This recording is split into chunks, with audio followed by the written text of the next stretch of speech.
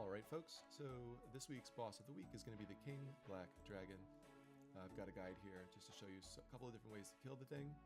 I'll go over a budget melee setup, an AFK mage setup, and then hopefully a max kind of range setup. So we'll start with the budget melee. So what I'm going to go out with is a tent whip, making sure that my gear is built around saving 4 items using the protection item spell. So since we're going to be in the wilderness even for a short while, we just want to not lose our whole bank. So I've got Nada's Knot, Glory, Artie Cloak, and the Achievement Blessing as placeholders kind of. But I chose a Proselyte Hauberk for my chest plate just because Fighter Torso is going to be lost on death because the stock value is not very high. I don't want to risk that. But my 4 items that I will be saving are the Abyssal Tentacle, Blood Moon Tassets, my Defender, and the Berserker Ring. You want to always double check here, items kept on death, protect item, these 2, not skulled. Keeping the expensive stuff, all of the other things add up to 481k. And then otherwise we have about 7 mil of items on us. Wrapping up with Barrows, Gloves, Dragon Boots, and the Berserker Ring. In my inventory, I have a 1-click teleport. You can use teleport to house or any other tabs because we'll be out of the wilderness in the boss fight. I have the Royal Seed Pod. I have my teleport to the boss, which is Burning Amulet. Super Combat, Antidote ++, and then importantly, the extended Super Anti-Fire. We're going to use this and Pray Magic in order to block the Dragon Fire. If you don't have a big defender, you probably want to bring the Anti-Dragon Shield and then use a regular Anti-Fire. Pots, sharks. Here we go. We're going to use Burning Amulet to Lava Maze. Double check, make sure everything's good. Alright, here we are. Out and around. Open the gate. This is the only dangerous part of the fight.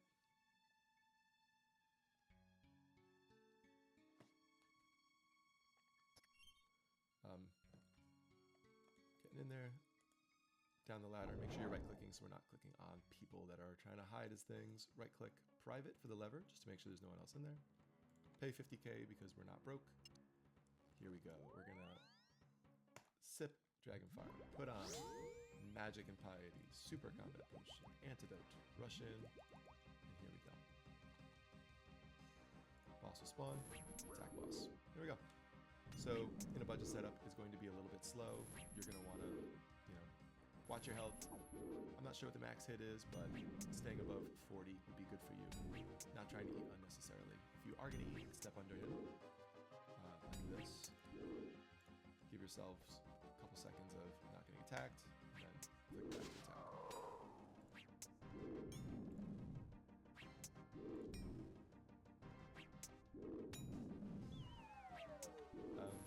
No real mechanics with this boss.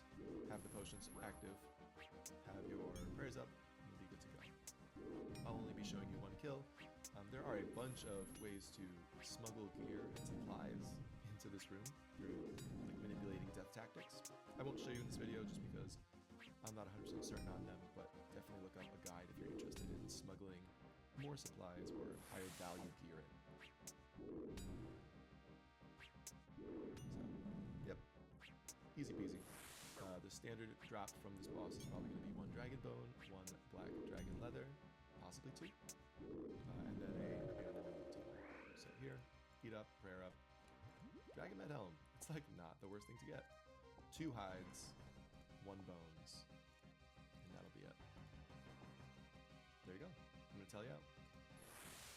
In the boss room, you are able to teleport out as if you are not in the wilderness because you are technically not in the wilderness. I'll see you back with a mage setup.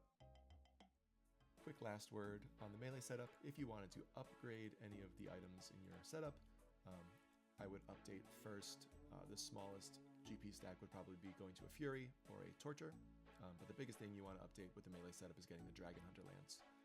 Dragon Hunter Lance speeds up your kills significantly, and it will still have that 1 spot of the saved items. You always want to keep in mind the 4-item rule for the wilderness. You don't want to be taking anything crazy expensive in there. And Other than the Dragon Hunter Lance, all of the other upgrades are pretty standard.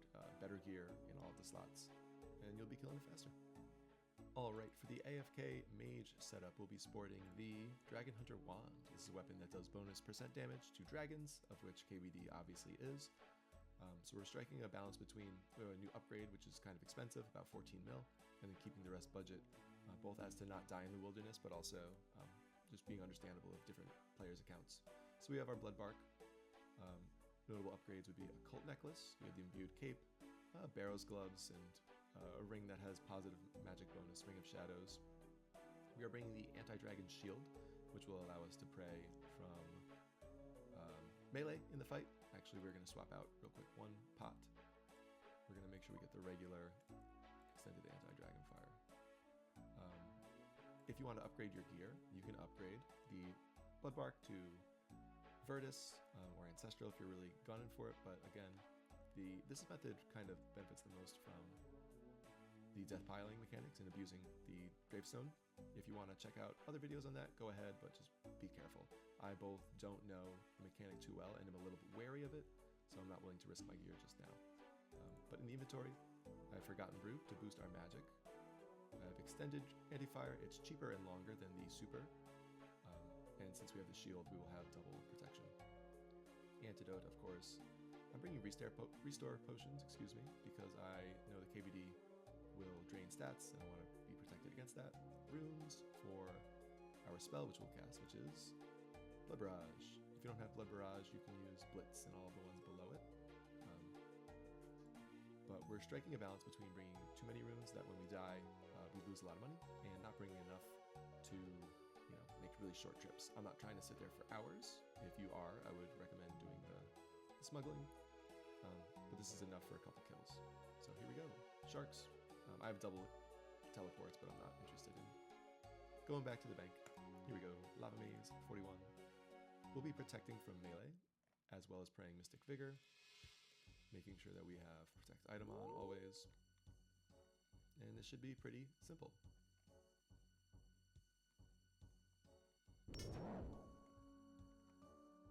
Back in, right click, private lever, 50k, but it just saves a lot of hassle.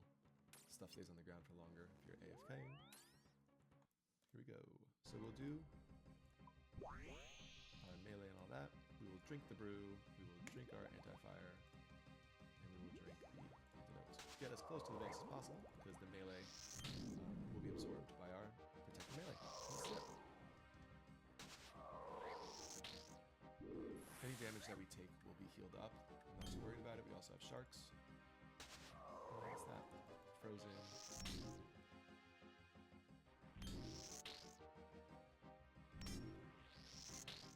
And this is it. Not too exciting, but it is the most AFK and consistent boss.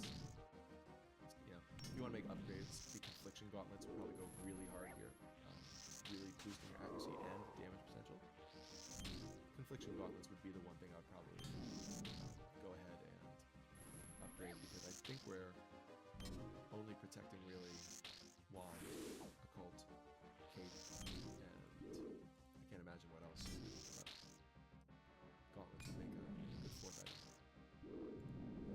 Alright, and there is one kill. Again, we're going to pick up our 4 items. I guess 3 items, because I'm not picking up the runes. And that's it. We'll tell you out, just because I'm doing 1 kills.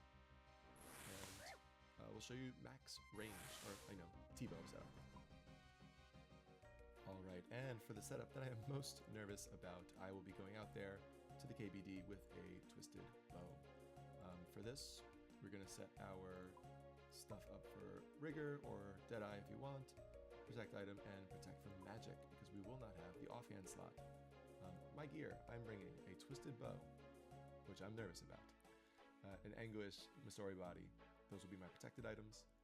Misori Assembler, because those are all untradables. As the new update, they should be saved, and if not, it's really not that hard to get back. Only 500 arrows. These are super cheap. This is about 60k in arrows.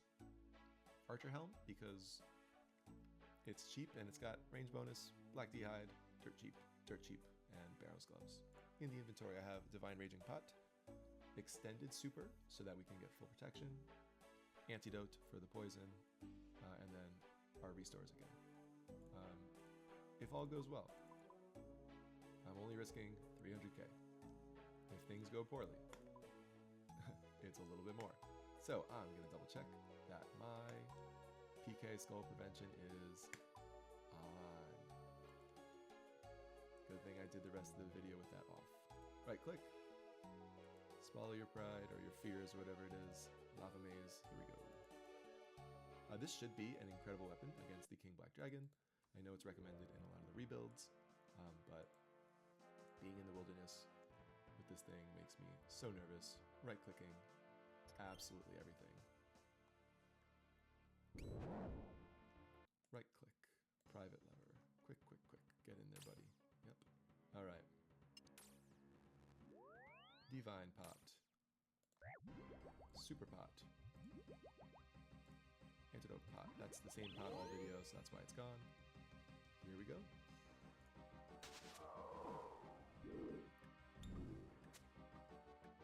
And yeah, it's still just relaxed like this. We don't do much. There's no mechanics to worry about. You will have to eat probably in this setup. I think I'm about to get decimated, but I'm not too impressed. Initial reaction. You know, maybe as it hits more and more, it'll do less damage to me, but it looks like I'm not doing an incredible amount of damage. Maybe like Dragon Hunter is better here. Jesus. Not loving this.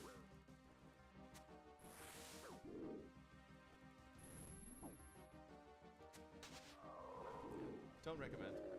Not worth it. Not worth the hassle, the risk, or the investment. If you've got a Twisted Bow and nothing else, maybe, I guess, but that's where we are. Getting out of here as quick as possible. Overall, I'd really recommend either the AFK Mage Guide, AFK Mage setup rather, or the melee setup if you have a lance. Those will be your best bet, best bang for your buck. I like the budget melee setup's got a nice vibe to it. So good luck out there with boss of the week number 4, King Black Dragon.